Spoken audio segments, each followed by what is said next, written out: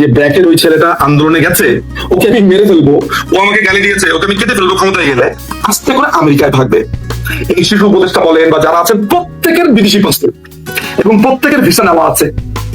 দুই একজন হয়তো বা খপ্পরে পড়ে যাবে, পালাতে পারবে না, একে সবগুলো কিন্তু পালিয়ে যাবে। আমাকে আমি রাজনীতি করি না, আমাকে তো গালি দিবে, আমাকে সমালোচনা করবে না, ওই ধৈর্য আমাকে রাখতেই হবে। এবং মাননীয় প্রধানমন্ত্রী শেখ হাসিনা খুবই ডিটারমাইন্ড, সামনে আওয়ামী লীগ একটা ম্যাজিক্যাল আওয়ামী লীগ হবে, একটা জাদুকরী আওয়ামী লীগ হবে। তৃণমূল হবে আওয়ামী লীগের প্রধানতম শক্তি, শ্রমিক মেহনতি মানুষ বাংলাদেশের আওয়ামী লীগের প্রধানতম শক্তি, ৭২-এর সংবিধান বাংলাদেশ আওয়ামী লীগের প্রধান চালিকা শক্তি। এই দেশটা আমরা এমন ভাবে করব যে প্রত্যেকটা তরুণ যেন মনে করতে পারে এই দেশটা তার, irrespective of any political ideology, doesn't really matter. ম্যাটারটা হচ্ছে তরুণদেরকে আমরা কানেক্ট করতে চাই এই কান্ট্রিটার সাথে, ওদের মাথার ভিতরে আমরা পুশ করে ঢুকিয়ে দিতে চাই এই দেশটা তার, এই দেশটা আমেরিকার না, এই দেশটা অন্য কোনো দেশের না, এই দেশটা তার। এই বাঙালি জাতীয়তাবাদ এই দেশ তার মাথাতে আমরা দিতে চাই। এবং শিক্ষা, আমরা এডুকেশন সেক্টরটাকে এমন একটা জায়গাতে নিয়ে যেতে চাই যেন তাকে যুদ্ধ করতে না হয় আর সারা পৃথিবীতে, আমাদের যেন ওই সৌদি আরবে গিয়ে বা মিডল ইস্টে গিয়ে এত কষ্ট না করতে হয়। আমি শুধু আমার একটা কথা বলতে চাই যে জনগণের জন্য শেষ, জয় বাংলা, জয় বঙ্গবন্ধু, বাংলাদেশ। একটা এই জায়গাটা আমি সবসময় আছি, অল দ্য টাইম, এক্সেপ্ট এই মৌলবাদীর কোন স্থান নাই আমার সাথে, ওরা ওদের কথা থাকবে। অন্য যে কোনো party you can talk to me. এবং আমি আপনার আগেও বলি যে মাননীয় প্রধানমন্ত্রী আপনার শত্রু নয়। মাননীয় প্রধানমন্ত্রী শেখ হাসিনা বারবার বলেন এই ছাত্রদেরকে ব্যবহার করা হয়েছে। তিনি এমন না যে আওয়ামী লীগ আসলে আপনাদেরকে ফাঁসি দেবে, মারবে, কাটবে, নো। আমাদের পলিসিতে এটা নেই। আমাদের পলিসিতে যা আছে, বাংলাদেশ আওয়ামী লীগ ক্ষমতায় আসলে এই দেশটা হবে মেহনতি মানুষের, এই দেশটা হবে কৃষকের, এই দেশটা হবে শ্রমিকের, এই দেশটা হবে তরুণদের, এই দেশটা হবে যার ব্রেন আছে তার। আমরা বাংলাদেশটাকে মেহনতি মানুষের করতে চাই। একজন কৃষক তিনি এমপি হবেন, তিনি ধান লাগানো শেষে পার্লামেন্টে আসবেন, পার্লামেন্টের সেশনের পরে ধান লাগাতে যাবেন। একজন শ্রমিক মেহনতি মানুষ তারা হবে সামনের সময়ের প্রতিনিধি। বাংলাদেশ আওয়ামী লীগ তরুণদেরকে নিয়ে, শ্রমিকদেরকে নিয়ে সামনের জীবন গড়বে। আমাদের ভুল থাকতে পারে, ভাঙতে থাকতে পারে। এটা হৃৎপিণ্ড, এটাকে যদি আমি বিদেশি কোম্পানির কাছে দিয়ে দিই, এটা শুধু টেন্ডার কোথায়?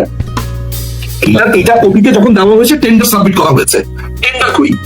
এটার জন্য আমরা কি কোটেশন, আমরা আমাদের যারা এটাকে করবে তারা কেন শ্রেষ্ঠ, এটা বাংলাদেশের মানুষ কিভাবে জানবে? এটার জন্য কোনো ওপেন প্ল্যাটফর্মে ঘোষণা দেওয়া হয়েছে? এই ডিপি ওয়ার্ল্ড কারা, তারা কিভাবে আমাদেরকে সার্ভিস দিবে, তারা যে আমাদের লোকাল লোকদেরকে এমপ্লয় করবে, কিভাবে এমপ্লয় করবে, তাদেরকে ট্রেনিং কিভাবে দেবে, ট্রেনিং দেওয়ার পদ্ধতি কি, তারা আমাদের কন্টেনারকে কিভাবে ডিল করবে, তারা আমাদের দেশকে লভ্যাংশ কত দিবে, কত নিবে, তাদের সাথে কি ডিল হয়েছে, তারা আমাদের এটার ম্যানেজমেন্ট পরিকল্পনাটা কি কাকে জানিয়েছে, এটা কোন বিদের মাধ্যমে হয়েছে, তার থেকে তো ভালো আছে পৃথিবীতে, না ডিপি ওয়ার্ল্ড থেকে তো পৃথিবীতে আরো ভালো আছে। তার কোটেশন কি, বাংলাদেশের কোন কর্পোরেশন বা প্রাইভেট প্রতিষ্ঠানের কি ওরকম সক্ষমতা আছে সেটা কি আমরা জানি? এখানে কারা রিক্রুটেড হবে, কত টাকা বিনিয়োগ হবে, কিভাবে হবে, আমি কিচ্ছু জানি না। আরে ভাই, এটা আমার দেশের সম্পদ। আমাকে ঠিক আছে আপনি ডিপি ওয়ার্ল্ড দেন, আমাকে তো জানতে হবে, আমাকে এও জানতে হবে আপনি করিডোর কেন দেবেন, কি কারণে দেবেন, মানবিক সাহায্য, এই মানবিক সাহায্য আপনি কেন দেবেন, কি মানবিক সাহায্য দেবেন, কেন মানবিক সাহায্য প্রয়োজন, আরাকান আর্মির সাথে আপনার কেন সম্পর্ক, মিয়ানমারের সাথে জান্তার সাথে কথা বলেছেন কিনা, তারপর স্টেক হোল্ডারদের সাথে কথা বলেছেন কিনা। সো কোনো ধরনের অ্যাকাউন্টেবিলিটি নেই। আমি বারবার ধরে নিচ্ছি আমরা খারাপ, আমরা খারাপ, কিন্তু ভাই দেশে তো সাধারণ মানুষ আছে, ওদেরকে জিজ্ঞেস করেন। আমি না হয় খুবই খারাপ, আমার সাথে কথা বলার দরকার নেই। ওকে ওকে, মানে আমি যদি একটা ছোট প্রশ্ন করি তরুণদের কাছে, আচ্ছা তরুণরা আপনারা একটু চিন্তা করে দেখেন তো, এই যে তারা একটা মিটিং এর ভেতরে ইউনুস সাথে নেপালের অ্যাম্বাসেডর যে আমরা একটা স্ট্রং ইকোনমিক জোন তৈরি করতে চাই, সেভেন সিস্টার্স, নেপাল, ভুটান ওদেরকে দিয়ে। আচ্ছা সেভেন সিস্টার্স কে আলাদা একটা রাষ্ট্র, এই যে ইচ্ছা করে ভারতকে গুতান, এই যে অন্য একটা গুতান, আপনার কাছে কি মনে হয় না যে ও কারো এজেন্ডা বাস্তবায়ন করছে? এটার জন্য আপনি ম্যান্ডেট, এটার জন্য তো আপনি কোনোদিন চাননি, কোনো কিছুর জন্য আপনি ম্যান্ডেট দেননি। এই ছোট্ট একটা উদাহরণ থেকে আমি আপনাকে বলতে পারি, সেটা হচ্ছে যে এরা বাংলাদেশকে একটা যুদ্ধের মধ্য দিয়ে ঠেলে দিয়ে আস্তে করে আমেরিকায় ভাগবে। এই শিশু উপদেষ্টা বলেন বা যারা আছেন প্রত্যেকের বিদেশি পাসপোর্ট এবং প্রত্যেকের ভিসা নেওয়া আছে। দুই একজন হয়তো বা খপ্পরে পড়ে যাবে, পালাতে পারবে না, তাকে সবগুলো কিন্তু পালিয়ে যাবে। মাঝখান দিয়ে বিপদে পড়বেন আপনি। যা কিছু ঘটে গেছে, সামটাইমস উই ফিল ব্লেসড। কেন ব্লেসড মনে করি জানেন? যেমন ধরেন যে এই যে আজকের এই ঘটনাটা, যে রিয়েক্ট দিয়েছে, এই কারণে চাকরি চলে গেছে। কমেন্ট করেছে, চাকরি চলে গেছে। আপনি সমালোচনা করেছেন, চাকরি চলে গেছে। মানে ফ্যাসিজমের কোন পর্যায়ে আছি আমরা তাহলে? তীব্রতাটা ঠিক এই পর্যায়ে যে একেবারে আওয়ামী লীগ বিরোধী একটা মানুষ আমাদের সামনে হয়তো বা তার ইগোর কারণে স্বীকার করে না, ভাষায় ফিরে বলে হোয়াটস গোইং অন, ভয়ঙ্কর লোকজনকে দাওয়াত দিয়ে নিয়ে এসেছি। তার কাছে মনে হচ্ছে যে আমি কি করেছি। আমার মাঝে মধ্যে মনে হয় যে এই পুরো ঘটনাটা আমাদের জন্য ব্লেসিংস, এতটুকু দেখানোর জন্য তোমরা আমাদেরকে যা বলেছো আমরা তা ছিলাম না। এইটা যে একটা আমেরিকান চাল, এই ছেলেগুলো বুঝবে আফটার করেন 35 বা মানে 40 ভেতরে ওরা বুঝে যাবে, একটা সময় বুঝবে। আমি আমার এই মিড 40-তে, রাইট, আমি আমার এই মিড 40-তে আজকে যখন পেছনে ফিরে তাকাই, আজকে থেকে ধরেন 16-17 বছর আগে যেভাবে ভেবেছি, আমি আজকে এইভাবে ভাবি না আসলে। আজকে থেকে 18 বছর 19 বছর আগে 30 বছর আমি যখন আমি ইংল্যান্ডে এসেছি ধরেন 22-23 বছর বয়সে, ওই সময় নিজুমার আজকে নিজুমার মধ্যে আকাশ পাতাল তফাৎ বলে দিল। জানেন তিনি খুবই স্ট্রেট ফরওয়ার্ড একজন মানুষ, আমাদের মায়া খালাদের মতো, তাকে দূরতম দ্বীপের মতো আপনার কখনো মনে হবে না। আপনি শেখ হাসিনাকে দেখলে আপনার কখনো মনে হয় যে তাকে ম্যাডাম ডাকি, তাকে ম্যাম ডাকি, আপনার মনে হবে যে ওনাদের মানে ফুপু ডাকা যায়, খালা ডাকা যায়, চাচি ডাকা যায়, এরকম মনে হয় না? তিনি মানুষটাই এমন। কোনোদিন যদি ব্যক্তিগতভাবে তার সাথে কোনোদিন কথা বলেন তাহলে বুঝবেন যে তিনি সিম্পলি একটা মাদার ক্যারেক্টার। এই মানুষটা কখনো চাননি যে তার বাংলাদেশটা আমেরিকার একটা ঘাঁটি হোক, কিন্তু উনি জানতেন যে আমেরিকাকে তিনি যদি একটা সুযোগ দেন। আপনাদেরকে আমি এটাও বলে রাখি যে বাংলাদেশে আমি বলবো আজকে এটা যে বাংলাদেশে ইউরেনিয়ামের একটা বড় মজুদ আছে সিলেটে। এটা নিয়ে প্রচুর আলাপ হয়েছে। সিলেটে ইউরেনিয়ামের একটা মজুদ আছে, এইটার দিকে এরা একটা শকুনের দৃষ্টি ফেলে রেখেছে। সেনাবাহিনী একটা দীর্ঘ সময় জায়গাটা গার্ড দিয়েছে। আমি জানি না আমার বলাটা ঠিক হলো কিনা। বড় ধরনের বাংলাদেশে একটা প্রাকৃতিক সম্পদের একটা ভালো জায়গা। আমেরিকার টার্গেট ছিল তাদের ডিপ সিটা দরকার, তাদের 2টা বন্দর দরকার, তাদের একটা বেস দরকার। এটা প্রধানমন্ত্রী দেবে না।